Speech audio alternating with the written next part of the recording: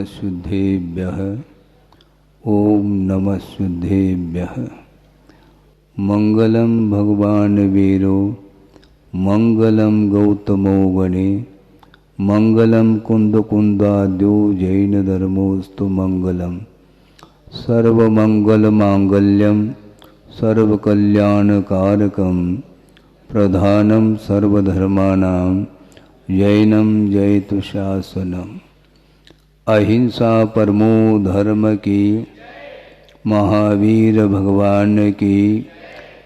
प्रातः स्मरणीय परम पूजाचार्य गुरुवर श्री विद्यासागर जी मुनि महाराज की जय। आचार्य भगवान समय सागर जी महाराज की, समस्त आचार्य संघ की।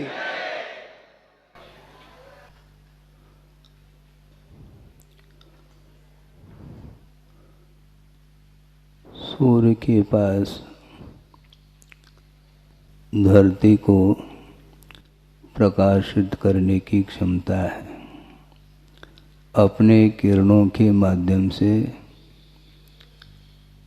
पूरे विश्व को प्रकाशित करता है। प्रकाशित करने की योग्यता उसके पास है और इस धरती से काफ़ी दूर है, हजारों नहीं लाखों किलोमीटर। इसके उपरांत भी एक छोटा सा बादल का टुकड़ा उसके सामने आ जाए, फिर प्रकाश अवरुद्ध हो जाता है, किरणें धरती तक नहीं पहुंच पाती। चारों ओर यदि मान लो घटाएं छाई हैं तो कैसा लगता है? ऐसा लगता है कि शाम होने को है। और उतने दूर से अपने किरणों के माध्यम से कमल को भी खिला देता है, किंतु व्यवधान उपस्थित हो जाता है तो उसकी क्षमता भी समाप्त जैसी हो जाती है। उसी प्रकार प्रत्येक आत्मा के भीतर केवल ज्ञान रूपी सूर्य शक्ति के रूप में विद्यमान है और उसको उद्घाटित करने के लिए बार बार प्रयास किया गया है, किंतु उस केवल ज्ञान रूपी ज्योति से भी ऐसी कोई अपूर्व शक्ति है जिस शक्ति के माध्यम से वह केवल ज्ञान नष्ट हुआ है, ऐसा आगमकार का कहना है। किंतु वह शक्ति तो है, शक्ति कहीं गई नहीं है। दो प्रकार की शक्ति हुआ करती है, एक वैभाविक शक्ति और एक स्वाभाविक शक्ति, किंतु इन दोनों की अभिव्यक्ति एक साथ संभव नहीं। दिन रहेगा तो रात रह नहीं सकती, रात रहेगी तो दिन संभव नहीं। दोनों सह अनवस्था दोष इसी को बोलते हैं। एक साथ देखना चाहो तो संभव नहीं। उसी प्रकार मोह का अंधकार छाया हुआ है और उस अंधकार के सद्भाव में केवल ज्ञान रूपी ज्योति प्रकट नहीं हो सकती है। और उस केवल ज्ञान को प्रकट करने के लिए बार बार यह संसारी प्राणी प्रयत्न करता है, किंतु वह प्रयत्न अभी तक सफल नहीं हुआ। उसका प्रयत्न, उसका पुरुषार्थ फिर कब सफल होगा महाराज? संभावना है क्या? नहीं, संभावना तो है। यदि वह भव्य है तो निश्चित रूप से उद्घाटित होगी। लेकिन एक और विषय आपके सामने आगम के आधार से रख रहा हूँ कि ऐसे भी जीव हैं, दूरान दूर भव्य की बात नहीं कर रहा हूँ, वो तो है ही। अभव्य तो जाएंगे नहीं, दूरांदूर भव्य को भी मुक्ति नहीं मिलेगी, किंतु ऐसे भी अनंत भव्य जीव हैं, उनके लिए भी भविष्य में मुक्ति मिल सकती है क्या? प्रश्न है।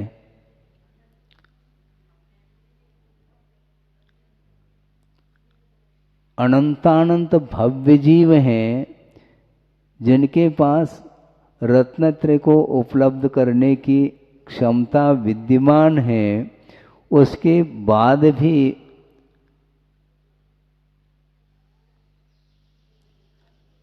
क्योंकि संसार का अंत जो होता है वह व्यक्तिगत संसार का अंत हो सकता है, किंतु नाना जीवों के अपेक्षा से कभी भी संसार का अंत नहीं हो सकता। अर्थ यह है भविष्य अनंत काल में ऐसे भी जीव विद्यमान रहेंगे जो भव्य हो करके भी मोक्ष को प्राप्त नहीं कर पा रहे हैं। प्राप्त नहीं करेंगे ऐसा नहीं कह रहा हूं, किंतु एक जीवापेक्षा, एक जीव के अपेक्षा से तो संभव है, किंतु नाना जीव अर्थात अनंतानंत जीव हैं, भव्य जीव, उनका यदि अभाव हो जाएगा तो ये संभव नहीं, क्योंकि मोक्ष मार्ग भी अनादि अनिधन है और संसार मार्ग भी अनादि अनिधन है। संसार समाप्त नहीं होगा। और सिद्धांत का विषय आपके सामने रख दूं, आपको आश्चर्य होगा कि एक निगोद शरीरे जीवा दव्व पमाणदो दिट्ठा सिद्धेय अनंत गुणा सव्वेन वितीद कालेन, ऐसा नेमिचंद्र चंद्र सिद्धांत चक्रवर्ती ने गोमठ सार में उल्लेख किया। एक निगोदिया जो जीव है उसके शरीर के भीतर कितने जीव हैं, पहला अपन ये तय कर लें कि निगोदिया जो जीव है उसके शरीर की अवगाहना कितनी है। तो घनांगुल के असंख्यात्वे भाग प्रमाण उसकी शरीर की अवगाहना है, जगन्य अवगाहना। तो ऐसी स्थिति में वह अवगाहना वह दिखाई नहीं पड़ रही है, और उसके भीतर कितने निगोद राशि है उस शरीर के, एक निगोदिया शरीर के भीतर, तो सिद्धेय अनंत गुणा। अभी तक कितने जीव शुद्ध हुए हैं? अनंतानंत जीव जिन्होंने सिद्धत्व को उपलब्ध कर लिया है, उनसे भी अनंत गुणे प्रमाण संख्या को लेकर के एक निगोदिया जीव के शरीर में विद्यमान हैं। तो ऐसे कितने निगोदिया शरीर हैं? अनंत नहीं, शरीर असंख्यात है। एक शरीर के भीतर सिद्धों के अनंतवे प्रमाण जीव विद्यमान हैं, और ऐसे निगोदिया जीव के शरीर कितने हैं? तो असंख्यात हैं। और प्रत्येक के भीतर सिद्धों से अनंत गुणे, सिद्धों से अनंत गुणे, सिद्धों से अनंत गुणे। और एक मजे की बात अर्थात विस्मय की बात एक और रख रहा हूं, आज के तारीख में जो एक निगोदिया शरीर के भीतर सिद्धों के अनंत गुणे प्रमाण जो राशि है, वो आज के अनंत काल व्यतीत होने के बाद भी वही संख्या मिलेगी, एक निगोदिया शरीर के भीतर सिद्धों से अनंत गुणे। और सिद्ध परमेष्टि बढ़ते जा रहे हैं,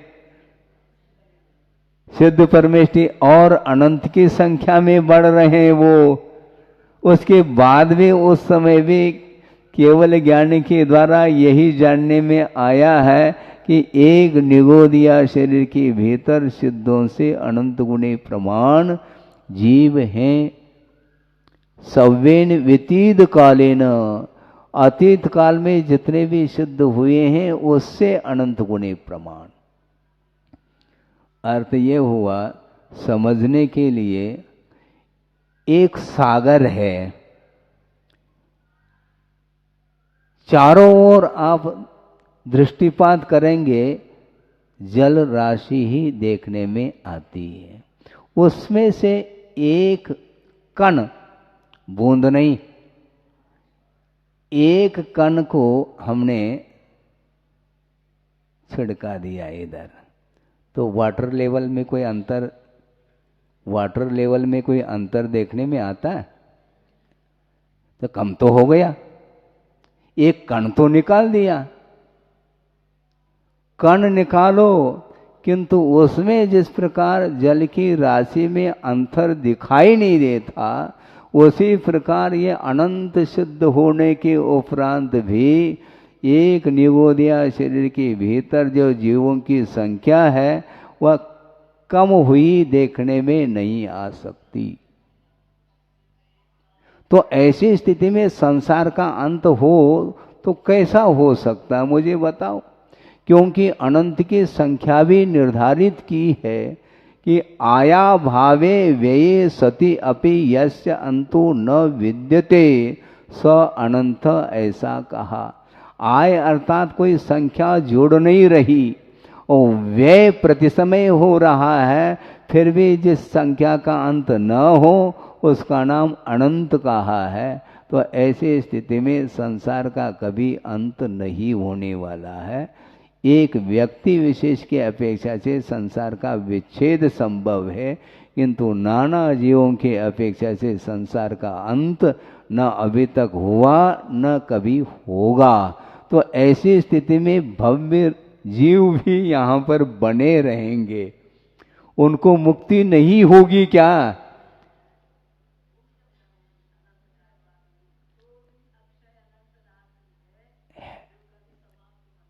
नहीं है। इसलिए अनंत काल व्यतीत होने के उपरांत भी भव्य जीव यहाँ पर देखने को मिलेंगे। इसलिए बात यह है कि अपने को अपना संसार जो अनंतकालीन संसार है उसको समाप्त करने का पुरुषार्थ हमें करना है। अनंत तीर्थंकर इसी धरती से हुए हैं और होते जा रहे हैं। इसके उपरांत भी उनकी दिव्य ध्वनि को सुनते हुए भी भव्य जीव का कल्याण क्यों नहीं हो रहा है? इसको बोलते हैं उपादान कारण सदृशम कार्यम, ऐसा कहा। बड़े बड़े रिद्धिधारी मुनि महाराजों का भी समागम हो सकता है, हो चुका होगा। उसके उपरांत भी उनके वचनों का प्रभाव भी हमारे ऊपर नहीं पड़ा। यदि पड़ा होता तो इस धरती पर क्यों विचरण करते? ये बहुत बड़ा प्रश्न है। इससे स्पष्ट है कि उनका प्रभाव, उनके वाणी का प्रभाव एकांत रूप से पड़े ये अनिवार्य नहीं। उपादान आपका यदि है तो वह वचन उनके प्रभावकारी सिद्ध होते हैं, और उपादान नहीं है तो नहीं। और उपादान तगड़ा है तो रिद्धिधारी मुनि महाराज की भी कोई आवश्यकता नहीं। एक सामान्य मुनि महाराज के वचन भी आपके लिए प्रभावकारी सिद्ध हो सकते हैं। बल्कि जो अभव्य है, जिसने जिनलिंग को अंगीकार किया है, उसके प्रवचन को सुन करके भी, अभव्य जो है उसके प्रवचन सुन करके भी अनंत भव्य जीव इस संसार से पार हो चुके हैं।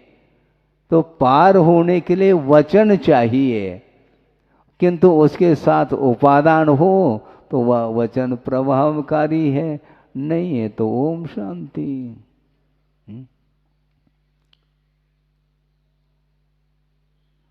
कौन प्रेरणा दे सकता, मुझे बोलो। प्रेरणा कोई दे नहीं सकता। कोई लेना चाहे तो अलग हो। आप प्रेरित हो रहे हैं इसलिए मैं प्रेरक हूं, ऐसा व्यवहार में कथन करने में आता है। मैं बार बार आपको प्रेरित करूं और आप ना हो तो मैं प्रेरक हूं क्या फिर? नहीं। उपदेश आम सभा के लिए दिया जा रहा है और उन वचनों का, प्रवचन का जो प्रभाव है किस एक व्यक्ति विशेष के ऊपर पड़ जाता है, वह व्रत आदि को अंगीकार करने के लिए अग्रसर होता है और पूरी सभा नहीं। इसका अर्थ मैं प्रेरक रहा क्या? यदि मैं प्रेरक रहा तो एक व्यक्ति विशेष के प्रति मेरा प्रवचन रहा है क्या? फोकस किसी एक व्यक्ति के साथ है क्या? नहीं। सबका कल्याण हो, विश्व का कल्याण हो, इस प्रकार भाव रख कर के ही देशना दी जाती है। इसके उपरांत भी उपादान अर्थात योग्यता जिसके अंदर नहीं है तो वह कभी भी देशना प्रभावकारी सिद्ध नहीं हो सकती है। इसलिए आपको प्रयत्न करना है। मैं ज़्यादा प्रयत्न नहीं कर सकता क्योंकि मैं बहिरंग साधन के रूप में उपस्थित हूँ। जो अंतरंग योग्यता है वह महत्वपूर्ण है और उपादान जिसको बोलते हैं वह एक ही हुआ करता है, किंतु उस उपादान के भीतर से जो शक्ति उद्घाटित होगी उसके लिए अनेक निमित्त हो सकते हैं, किंतु उपादान नहीं है तो निमित्त किसी भी काम के नहीं, ऐसा सिद्धांत बोल रहा है। एक घड़ा बनाना है, घट का निर्माण किसके द्वारा होगा? उपादान की दृष्टि से मिट्टी के द्वारा है। घट रूप परिणमन करने की योग्यता उस मिट्टी में है, किंतु वह घट रूप परिणत कब होगी? बिना निमित्त के नहीं। निमित्त कौन कौन से गिनो? कुम्हार हैं,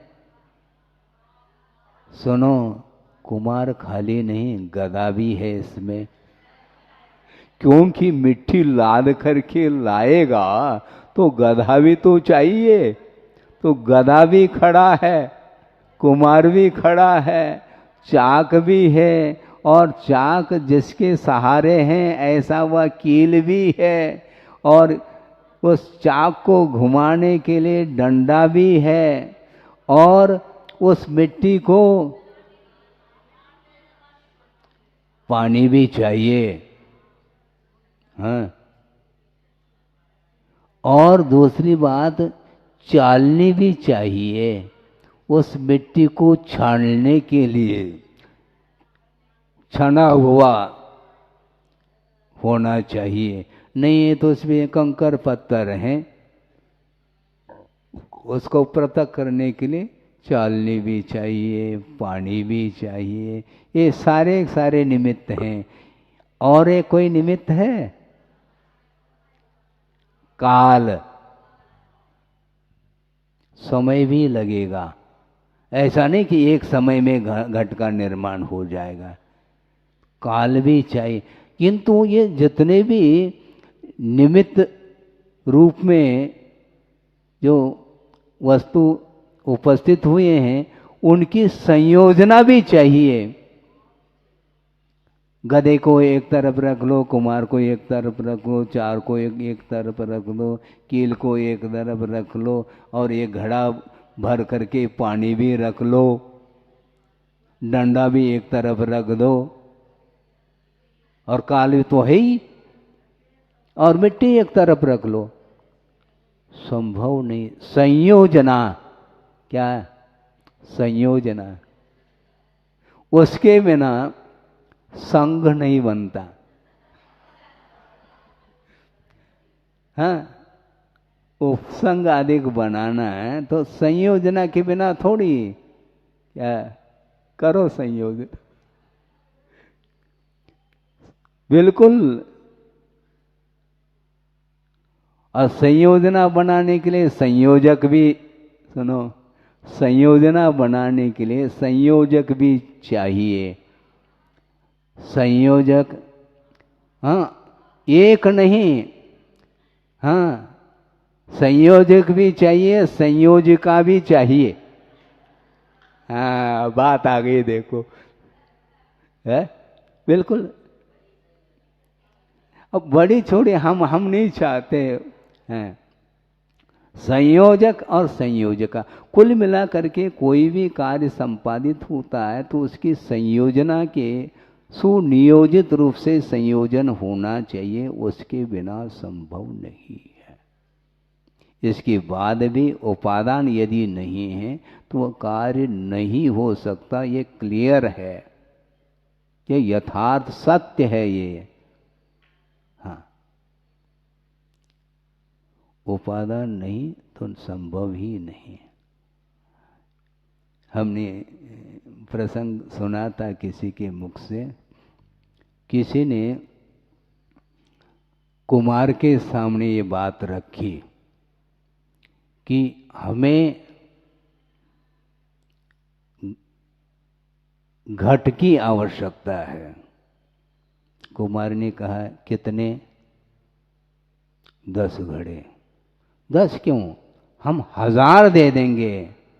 लेकिन वह कहता है मुझे बालू के रेत का घड़ा चाहिए। हाँ, तो कुमार भी बहुत चतुर था, उसने कहा कि कितने चाहिए भाई साहब आपको?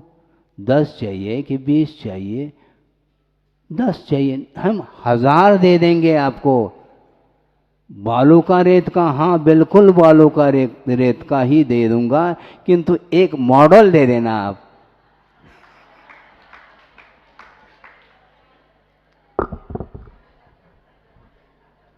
अब संभव नहीं।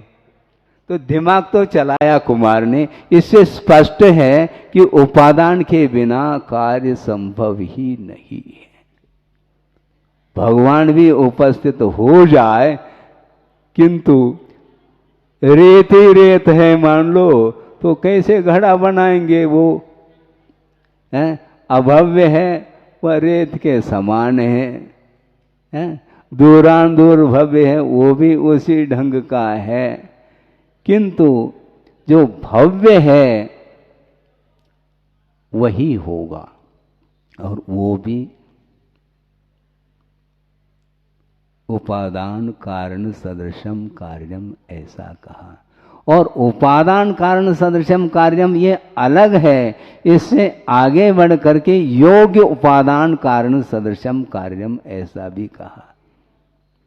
समझने के लिए आम के पेड़ में आम लगे हैं, पकने की योग्यता है कि नहीं? बोलो, है ना? ये सामान्य योग्यता, किंतु योग्य उपादान चाहिए।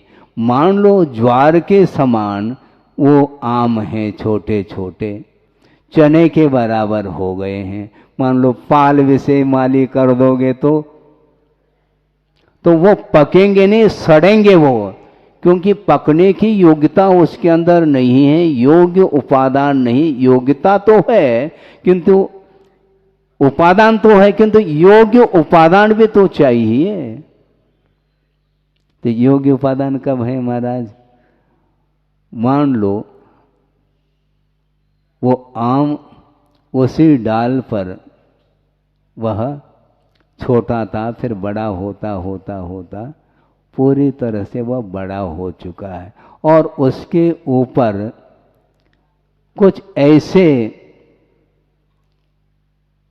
पकने की योग्यता को लेकर के कुछ ऐसे लक्षण दिखाई दे रहे हैं, कुछ रेखाएं पीली पीली फूट रही हैं। तो उस समय वह माली सोचता है अब पकने की इसके अंदर योग्यता आई है और इसको हम 10 दिन बिफोर पका सकते हैं। इसको बोलते हैं योग्य उपादान। उसके पहले नहीं, कीरी के माफिक भी नहीं है और उसे तुम पकाना चाहो, संभव नहीं है। इसलिए भव्य होने के उपरांत भी, उपादान होते हुए भी योग्य उपादान होना भी अनिवार्य है, ये स्पष्ट है। तो आपके अंदर योग्यता नहीं है ऐसा मैं नहीं कह रहा हूँ, क्योंकि मैं कह भी नहीं सकता, क्योंकि भव्य और अभव्य की जो पहचान है वह केवल ज्ञान का ही विषय बनता है, और अपने पास मति ज्ञान और श्रुत ज्ञान है, हम क्या कह सकते हैं, संभव नहीं। किंतु इसके उपरांत भी उपादान जागृत करने के लिए निरंतर पुरुषार्थ की आवश्यकता है। पुरुषार्थ के माध्यम से ही वह धीरे धीरे धीरे उसकी योग्यता सामने आ जाती है और एक दिन वह उद्घाटित हो जाता है। तो केवल ज्ञान की शक्ति प्रत्येक जीव में विद्यमान होते हुए भी भव्य जीव में, अभव में तो शक्ति तो विद्यमान है किंतु उसके अभिव्यक्ति संभव नहीं, किंतु जो भव्य है उसके भीतर वह शक्ति विद्यमान है किंतु उद्घाटित अभी तक नहीं हुई वह शक्ति। उसको उद्घाटित करने के लिए मोह के ऊपर कुठाराघात करने की आवश्यकता है। किसी व्यक्ति के ऊपर कुठाराघात नहीं करना भूल करके भी, है महाराज ने कहा है प्रवचन में क्या, कुठाराघात करने के लिए, किंतु किसके ऊपर, ये भी तो कहा है जिस किसी के ऊपर करोगे क्या, नहीं, कर्म के ऊपर कुठाराघात करना, और उसमें भी मोहनी कर्म ही समस्त कर्मों में राजा है। उस राजा को हराना है, सेना को हराने की आवश्यकता नहीं, उस राजा मोह रूपी राजा को हराने के लिए अपने को कुठाराघात करना है, अथवा उस मोह को जलाने के लिए, उसको दग्ध करने के लिए शुक्ल ध्यान रूपी अग्नि की आवश्यकता है। तो वीतरागता के माध्यम से मोह को समाप्त करो। एक दूसरे के साथ संघर्ष क्यों करना चाहते हो तुम? लड़ना है? लड़ो, मोह के साथ लड़ो, और उसके माध्यम से केवल ज्ञान ज्योति प्रकट नहीं हुई है अभी तक। व्यवधान उपस्थित करने वाला वो मोहनी कर्म है, उसको समाप्त करने के लिए समय है, अवसर है, और हम इधर उधर कुठाराघात कर रहे हैं। जहाँ करना चाहिए वहाँ पर करो। अपने शरीर का घात करने के लिए भी निषेध किया है। आत्मघात ठीक नहीं, क्योंकि नो कर्म का घात करेंगे तो निश्चित रूप से हिंसा होगी, किंतु मोहनी कर्म के घात करने के लिए आज्ञा है आगम की, उसके माध्यम से हिंसा नहीं होगी, बल्कि अहिंसा धर्म के माध्यम से ही वह मोहनी कर्म समाप्त हो सकता है, होता है। आपका समय हो गया है, आधा घंटा हमारा निकल गया। थोड़ा सा विषय दे देते हैं तो आधा घंटा निकल जाता है, बिंदु बिंदु दे दिया। अभी बहुत सारा विषय है लेकिन समय भी चाहिए, इसलिए संसार का अंत कभी नहीं होगा। नाना जीवों के अपेक्षा एक जीव के अपेक्षा से अंत किया जा सकता है, किंतु पुरुषार्थ करेंगे तो अंत होगा, और विपरीत यदि पुरुषार्थ करेंगे तो निश्चित रूप से मोह और संचित होता चला जाएगा। उसके माध्यम से आत्मा का कल्याण नहीं हो सकता। आत्मकल्याण करने के लिए शरीर के प्रति और अन्य वस्तुओं के प्रति जो मोह ममत्व भाव है उसको समाप्त करने का पुरुषार्थ करेंगे तो निश्चित रूप से केवल ज्ञान रूपी ज्योति जल सकती है, जिसके माध्यम से आत्मा का भी दर्शन होता है और विश्व का भी दर्शन होता है। अहिंसा परमो धर्म की जय।